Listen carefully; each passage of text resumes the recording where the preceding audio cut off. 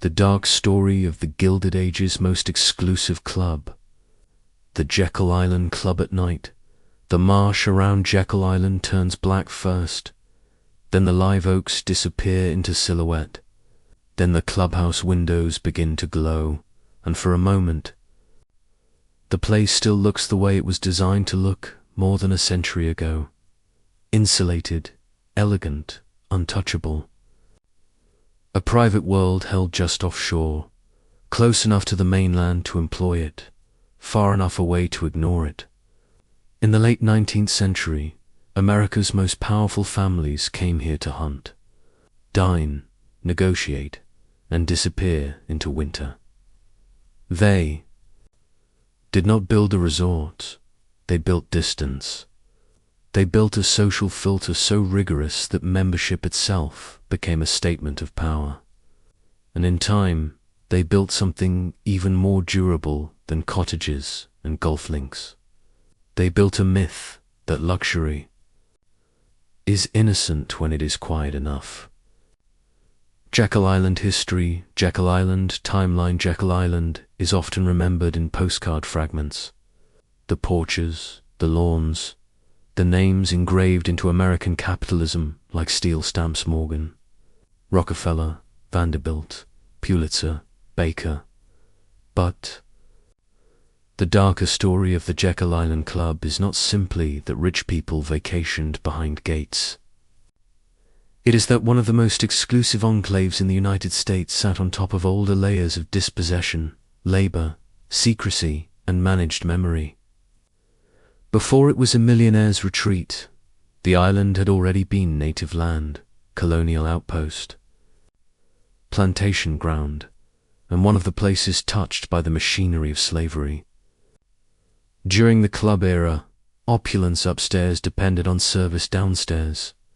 And in 1910, when the island's privacy was at its peak, that isolation became useful for more than leisure. It became useful for power.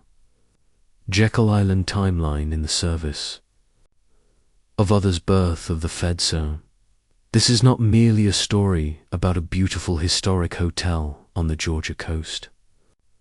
It is a story about how American wealth likes to arrange the scenery around itself. Who gets invited into the light? Who works in the shadows? What gets preserved? What gets softened? And what kind of decisions become possible when a place is designed to keep the world out? Jekyll Island timeline in the service of other Sheptorn begins long before the club, because darkness did not arrive with the millionaires. It was already there in older forms. For more than 3,500 years, Jekyll Island was a destination. Long before the word resort was attached to it, native peoples came here to hunt, fish, and gather shellfish. When French explorers reached the area in 1562, coastal Georgia was already inhabited by tens of thousands of indigenous people. The island's modern aura of exclusivity can make the place feel like it was discovered by financiers. But that is one of the oldest tricks in elite storytelling.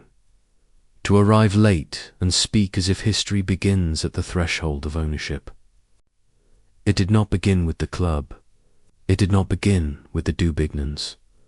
It did not begin with the British. Jekyll Island was meaningful before it was monetized. Jekyll Island timeline in 1733. General James Oglethorpe founded the colony of Georgia and gave the island its present name in honor of Sir Joseph Jekyll, one of the colony's English financial backers. That detail is easy to miss, but it matters. Even the island's modern name is tied to money and patronage. Soon after, Major William Horton established an outpost there, building a plantation that supplied Fort Frederica on nearby St. Simon's Island. In 1742, during the War of Jenkins' Ear, retreating Spanish forces crossed the island and destroyed Horton's house, crops, livestock, and outbuildings. Jekyll was already participating in the larger struggles of empire. already a site where distant power translated into local transformation, already a place where strategy and property met the coastline. Jekyll Island time, Leonard de Horton's death. The island passed through multiple hands before Christophe Poulenc du Bignon, a French émigré fleeing the French Revolution, purchased it in 1792. The du Bignons operated a successful sea island cotton plantation for decades.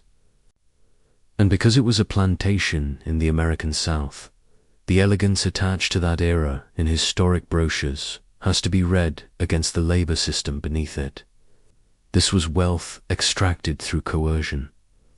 In 1814 and 1815, British raids struck the island repeatedly, and du Bignon later testified that his house was plundered 4 times. When the British departed, 28 enslaved men and women left with them.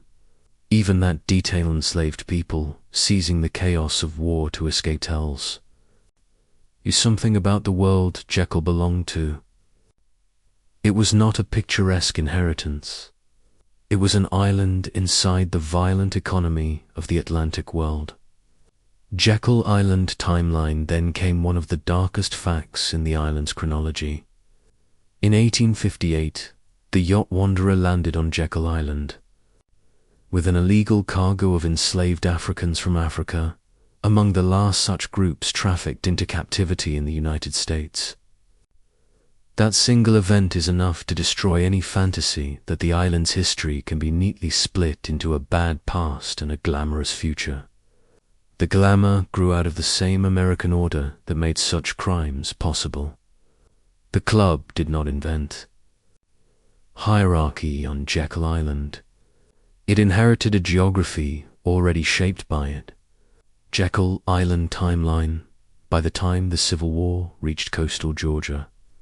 Confederate troops occupied the island and built gun batteries there before withdrawing in 1862. After the war, John Eugene du Bignon began promoting Jekyll as a hunting destination. This was a common post-war conversion in the South.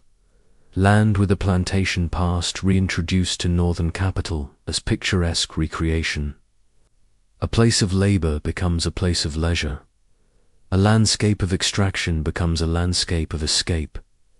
That transition is one of the quietest and most revealing moves in Gilded Age America. Wealth did not just build new worlds, it repackaged old ones.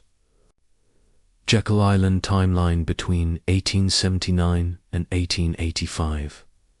Newton, Finney and his brother-in-law, John Eugene du Bignon, collaborated to turn Jekyll Island into a private hunting club for some of the nation's wealthiest men. Then in 1886, the island was purchased by the newly formed Jekyll Island Club for $125,000. That number sounds modest now, but the acquisition was sweeping. An entire barrier island converted from regional property into controlled access. A landscape became a membership amenity. By 1904, Munsey's magazine would describe the club as the richest, the most exclusive, the most inaccessible club in the world. That phrase stayed attached to Jekyll for a reason. It was not just advertising, it was the product itself. Jekyll Island timeline, Jekyll Island history, Chapter 2 is where the island becomes recognizably gilded.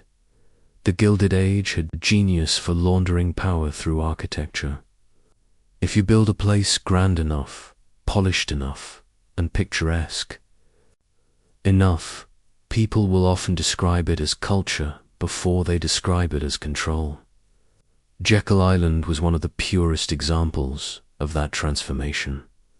Memberships were limited. Social vetting was unforgiving.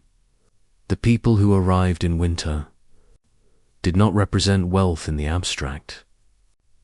They represented concentrated industrial and financial influence in an era when the United States was consolidating into a modern corporate power.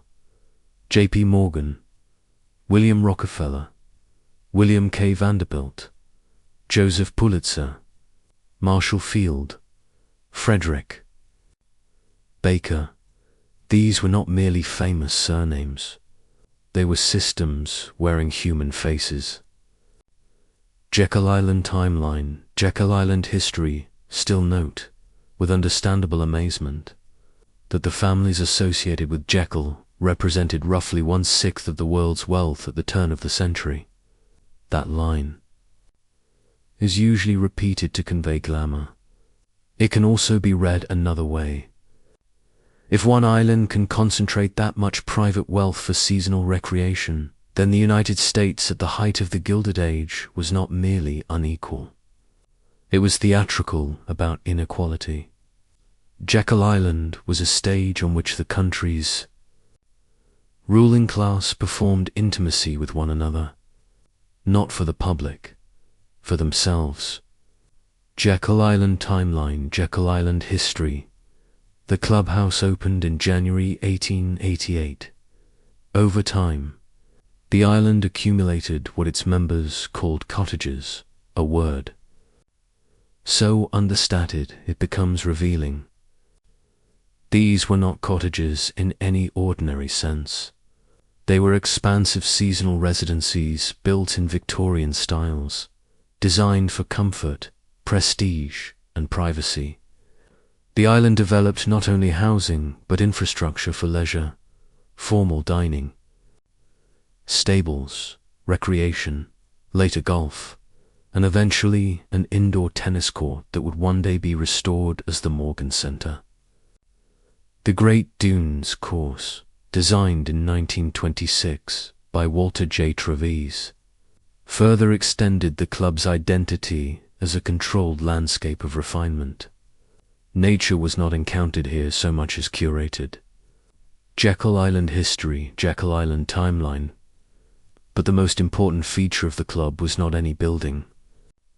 It was exclusion itself.